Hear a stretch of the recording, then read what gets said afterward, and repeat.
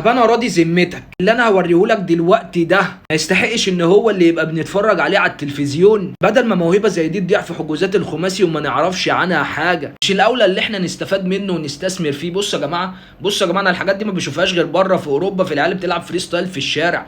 ده من اقوى الفوت ورك اللي انا شفتها جوه مصر كلاعب مصري سريع وذكي ومهاري بيهلهل المتهلهل. انا عايز بقول لك، انا شفت له فيديوهات بيلعب قصاد كل الاعمار، الكبير والصغير والتخين والرفيع، الواد مش سايب حد في حاله، الله اكبر عليه. ما اعرفش عنده كام سنه. هو حرفيا العيال اللي بتروح تلعب قصاده هي مثلا بيرجع بمزق، بيرجع بشد، هو مش هيطلع سليم. والحلو فيه ان هو ايجابي، يعني ما يرقصش مثلا وخلاص خد اللقطه يقصقصها، لا هيجيب لك جون في الاخر. بص الذكاء، اقسم بالله ذكي قوي وسريع قوي، وانا مستغربه بصراحه. يعني انا اتمنى ان ده يكون بيلعب في نادي، اتمنى ان حتى يعني ما يكونش في مصر، بس هي الملاعب دي مصريه جدا طبعا. بص الاهداف، اقسم بالله ما فيش حد دماغه كده. بص الفينش، يعني خلاص خد الفينت، خلاص مش لسه بقى اكتر.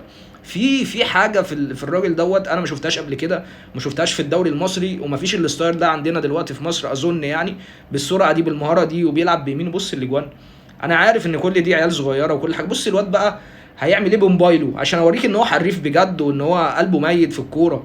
بص هيعمل ده ايفون ده اللي في ايده ده، ملوش حل، اقسم بالله ملوش